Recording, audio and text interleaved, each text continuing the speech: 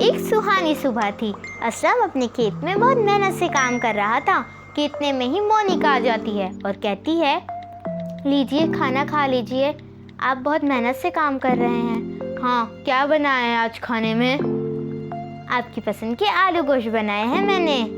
अरे वाह, खुशबू तो बहुत अच्छी आ रही है, जल्दी से बिछा दो, मुझे बहुत भूख लग रही है। जी अभी बिछा देती हूँ। अरे आओ बैठो, खाओ ना। नहीं, मैं बाद में खा लूँगी। ऐसे कैसे बाद में खा लोगी? आओ बैठो। असलम की ज़िद पे वो भी खाना खाने लगती है। उनकी शादी को 5 साल गुजर चुके थे।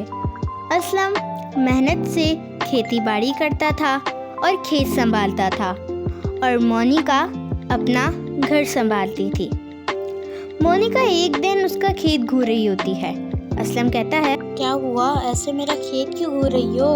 अरे कुछ नहीं, बस देख रही हूँ आधा अधूरा खेत जो कि आधा सेठ के पास है। तो इसमें मैं क्या कर सकता हूँ? वो सेठ है, वो कुछ भी कर सकता है, मैं उससे लड़ थोड़ी सकता हूँ। और वो जो बिला वजह हमसे टैक्स ले लेता है हमारे ही खेत के, उसने तो ऐसे कब्जा करके रखा हुआ जैसे ये ज़मीन उसकी हो। मैंने कहा ना, मैं क्या कर सकता हूँ? सिर्फ मुझसे थोड़ी लेता है, सबसे ही टैक्स लेता है। जिससे भी लेता है, नाइंसाफ़ी तो करता है ना। लोगों के बच्चे भूखे मर रहे हैं और यहाँ आप कह रहे हैं सबसे करता है। करता तो है तुम ना। ही बता दो मैं क्या करूँ? उस सेठ से लड़ थोड़ी सकता हूँ। मैं कह रही हूँ, आप सब लोग आवाज़ क्यों नहीं उठाते हो सेठ के ख़िलाफ़? अगर सब आवाज़ उठाएंगे तो कुछ ना कुछ तो होगा ना। लेकिन जो सब्ज़ी बेचते हैं वो भी तो अच्छा खासा कमा लेते हैं ना। पर मुझे नहीं आती है सब्जी वगैरह बेचना। कौन सा कोई आपको आवाज़ें लगाने का कह रहा है? सिर्फ बैठना ही तो है। लोग आपके पास खुद ब खुद आएंगे। देखे ना, जो सब्ज़ी बेचते हैं उन्होंने अब तक क्या से क्या कर लिया है। तो खेत क्या तुम संभालोगी? संभाल लूँगी, इससे अच्छा है तो संभाल ही लूँगी खेत। आज थोड़ा सा खेती बाड़ी करके आप बेच क्यों नहीं लेते सब्जी? अच्छा ठीक है, इस बारे में घर जाके बात करते हैं। मोनिका उसकी ये बात सुनकर वहाँ से चली जाती है। असलम ये सोचता रहता है कि मोनिका भी तो आखिर सही ही कह रही है। उस इलाके का सेठ बहुत जालिम था। उसने सिर्फ असलम पे ही नहीं बल्कि उस पूरे इलाके के लोगों पे बहुत जुल्म किया था। असलम के बाबा ने उससे उधार लिया था और उसके बाद सेठ को वापस भी कर दिया था। लेकिन असलम के वालिद के मरने के बाद उसने उसके खेत पे कब्ज़ा कर लिया। ये सिर्फ उस असलम के साथ नहीं हुआ था बल्कि तमाम गांव वालों के साथ हो चुका था। सिर्फ यही नहीं, सेठ ने उसका आधा खेत लेने के बावजूद और उधार चुकाने के भी बावजूद वो उससे हर बार उस खेत का भी टैक्स लेता था। अगले दिन असलम दुकान की तलाश में गया और उससे कहने लगा, भाई क्या तुम्हारे पास कोई किराए की दुकान मिल जाएगी यहाँ आसपास? मुझे एक कारोबार करना है। हाँ भाई, मिल तो जाएगी, लेकिन तुम्हें उस दुकान का भी टैक्स देना पड़ेगा। लेकिन भाई क्यों? हम तो कारोबार कर रहे हैं ना। भाई यही तो मसला है, आधी कमाई हमारी तो सेठ को टैक्स देने में ही चली जाती है। मैं तो कह रहा हूँ तुम यहाँ कारोबार मत करो, यहाँ तुम्हारा नुकसान ही होगा। तुम खेती बाड़ी करते हो ना, वही तुम्हारे लिए ज़्यादा अच्छा है। तुम जितना उस टैक्स देते हो तुम्हें इस दुकान से डबल देना पड़ेगा। लेकिन भाई ये तो नाइंसाफ़ी है ना। भाई नाइंसाफ़ी तो है, पर हम क्या कर सकते हैं? तुम यहाँ ना दुकान लगाओ। ये सारी बात आकर वो मोनिका को बताता है। मोनिका को सोच के बोलती है कि आप हमारे साथ वाले गांव में क्यों नहीं सब्जी बेचते? पर वहाँ जाने का कोई रास्ता नहीं है।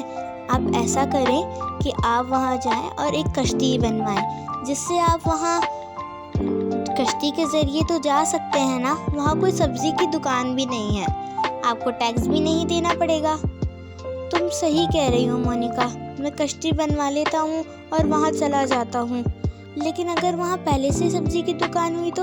मैंने वहाँ जाके देखा था, वहाँ कोई सब्ज़ी की दुकान नहीं है। आपका कारोबार भी अच्छा चलेगा। उन लोगों को बड़ी मेहनत से दूसरे गाँव आना पड़ता है सब्ज़ी के लिए। आप वहाँ जाएंगे तो उनकी थोड़ी सी मदद भी हो जाएगी। असलम यही करता है और अगले दिन भी वो एक कश्ती बनवाता है। उस कश्ती के बन जाने के बाद वो दूसरे गांव जाने का फैसला करता है। वो मोनिका के साथ पहले गांव जाता है ये देखने के लिए कि किसी ने तो सब्जी की दुकान अभी तक खोली तो नहीं, पर वो देखते हैं कि वहाँ सब चीज़ों की तो दुकान है पर सब्जी की दुकान नहीं है।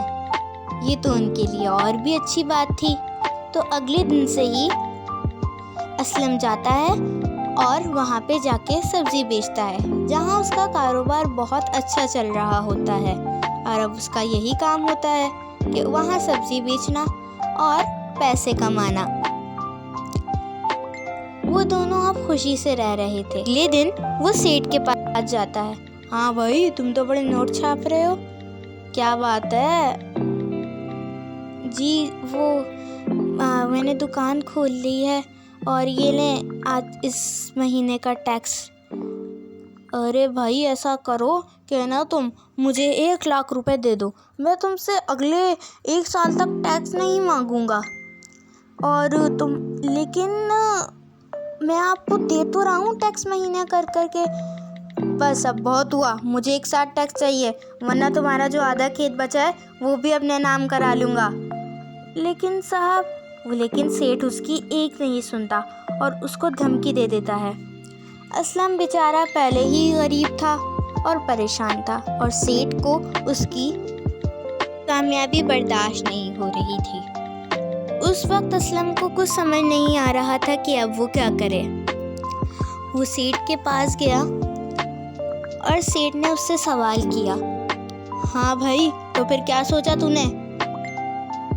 इतनी भारी रकम तो मैं आपको एक साथ नहीं चुका पाऊँगा। मैं सोच रहा हूँ कि मैं आपको जो आधा खेत है वो आपके नाम ही कर दूँ।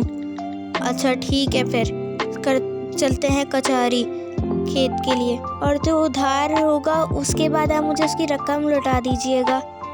उस रात असलम सो नहीं पाया। वो सोच रहा था कि सेठ से अपना आधा खेत कैसे बचाए। इतने में उसको बादल के गरजने की आवाज़ आती है और तेज़ बारिश शुरू हो जाती है। वो बारिश मुसलसल 4 दिनों तक रहती है और पूरा गांव पानी से भर जाता है।